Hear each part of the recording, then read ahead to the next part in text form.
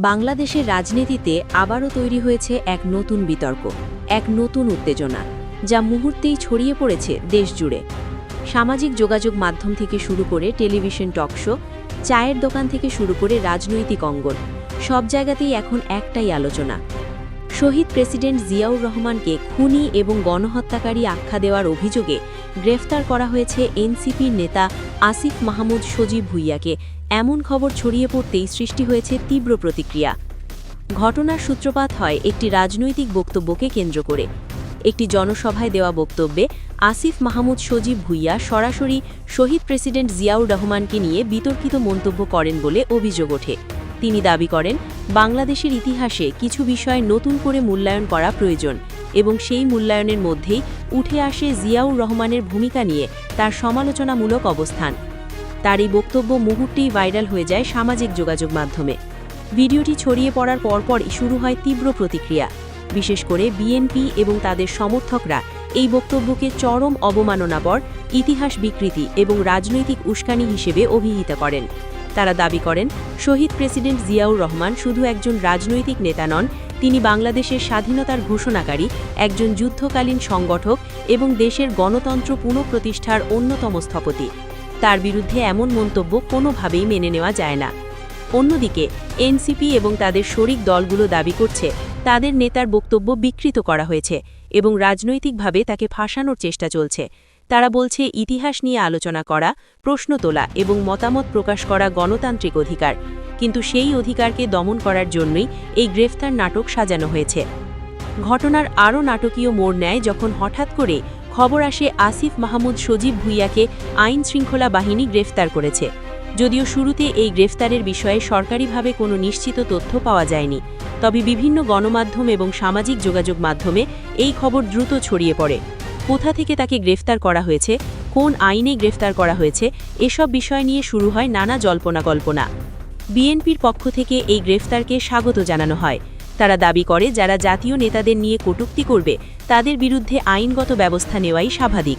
তারা আরও বলেন, দীর্ঘদিন ধরে পরিকল্পিতভাবে শহীদ প্রেসিডেন্ট জিয়াউর রহমানের ভাবমূর্তি ক্ষুণ্ণ করার চেষ্টা চলছে এবং এই বক্তব্য সেই চক্রান্তেরই অংশ।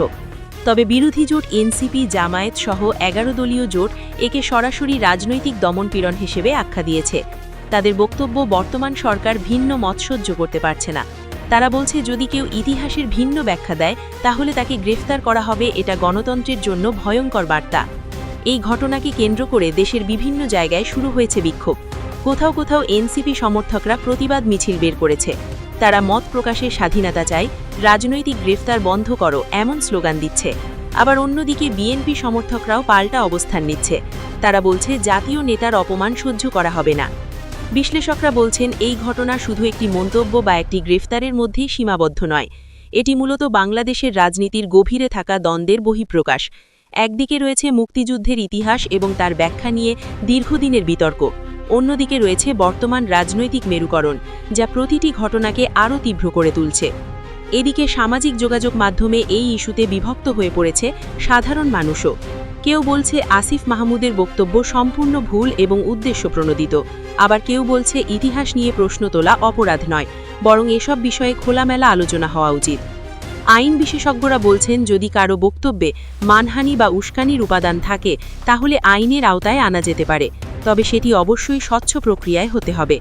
কোনো রাজনৈতিক চাপ বা প্রভাব থাকলে সেটি আইনের শাসনের জন্য হুমকি হয়ে দাঁড়ায়। এদিকে আন্তর্জাতিক মহলেও এই ঘটনা নজরে এসেছে বলে বিভিন্ন সূত্রে জানা গেছে। মানবাধিকার সংস্থাগুলো সাধারণত মত প্রকাশের স্বাধীনতা বিষয়ে সংবেদনশীল থাকে। তারা দেখতে চাইবে এই গ্রেফতার আদৌ আইনগতভাবে যৌক্তিক কিনা, নাকি এটি রাজনৈতিক প্রতিহিংসার অংশ। এই ঘটনার প্রেক্ষাপটে আবারও সামনে এসেছে বাংলাদেশের রাজনৈতিক সংস্কৃতির একটি গুরুত্বপূর্ণ প্রশ্ন। আমরা কি ভিন্ন মতকে সম্মান করতে পারি, নাকি মতের অমিল হলে সেটিকে দমন করার চেষ্টা করি? একটি গণতান্ত্রিক রাষ্ট্রে ইতিহাস নিয়ে বিতর্ক থাকা স্বাভাবিক, কিন্তু সেই বিতর্ক যদি সহিংসতা, গ্রেফতার বা প্রতিহিংসায় রূপ নেয় তাহলে সেটি পুরো রাজনৈতিক ব্যবস্থার জন্যই অশনি সংকেত। সব মিলিয়ে আসিফ মাহমুদ সজীব ভুঁইয়ার এই বক্তব্য এবং তার পরবর্তী গ্রেফতারের খবর বাংলাদেশে নতুন এক রাজনৈতিক অস্থিরতার জন্ম দিয়েছে। সামনে এই ইস্যু কোথায় গিয়ে দাঁড়াবে তা এখনই বলা কঠিন, তবে এটা স্পষ্ট যে এই ঘটনা রাজনীতির মাঠে আরও উত্তাপ ছড়াবে এবং আগামী দিনগুলোতে এর প্রভাব আরও বিস্তৃত হতে পারে। এখন পুরো দেশ তাকিয়ে আছে এই ঘটনার পরবর্তী পদক্ষেপ কী হবে। সরকার কি তাদের অবস্থানে অটল থাকবে, নাকি বিরোধী জোটের চাপের মুখে কোনো নতুন সিদ্ধান্ত আসবে? আর সবচেয়ে বড় প্রশ্ন, বাংলাদেশের রাজনীতিতে কি কখনো মত প্রকাশের স্বাধীনতা এবং পারস্পরিক সম্মান একসাথে সহাবস্থান করতে পারবে? সময় দেবে সেই উত্তর।